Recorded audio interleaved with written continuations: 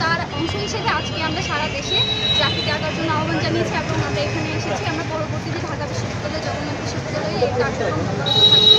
এবং যেটা বলছিলাম যে আমাদের এই যে শহীদদের মধ্যে আমরা নিজেদেরকে হচ্ছে দেখতে পাই, আমরা উই আর অলরেডি শহীদ, এই কথাটা বলার মানে হচ্ছে আমরা সেই ভয়কে জয় করে এই জায়গায় এসেছি এবং আমরা আমাদের শহীদ ভাইদের হারিয়ে যেতে দিব না, তাদের স্মৃতিকে বিকৃত করতে দিব না এবং আমরা তাদের বাঁচিয়ে রাখবো আমাদের কাজে, আমাদের জীবনের সব রেসপেক্টে আমরা হচ্ছে তাদের ফুটিয়ে দেবো।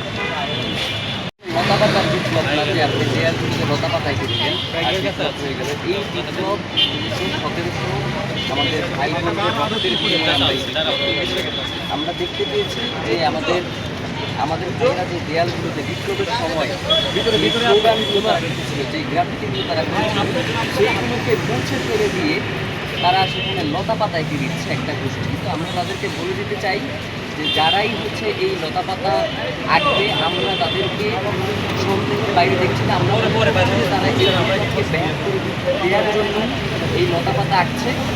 আর যেহেতু বিপ্লব প্রত্যেক দিন হয় না, সুতরাং এই বিপ্লবকে বাঁচিয়ে রাখা এবং পরবর্তী প্রজন্মের কাছে এই বিপ্লবের বার্তা পৌঁছে দেওয়াটা আমাদের দায়িত্ব মনে করছি। এবং সেই লক্ষ্যেই আমাদের পুরো বাংলাদেশে আমরা শহীদ সপ্তাহ ঘোষণা করেছি এবং যার একটি পার্ট হচ্ছে আজকের এই দেয়াল লিখন।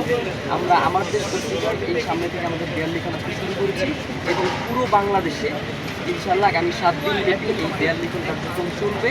আমরা আমাদের শহীদদেরকে, আমাদের বিপ্লবকে কোনোভাবেই ভাঙিয়ে দিতে দেব না।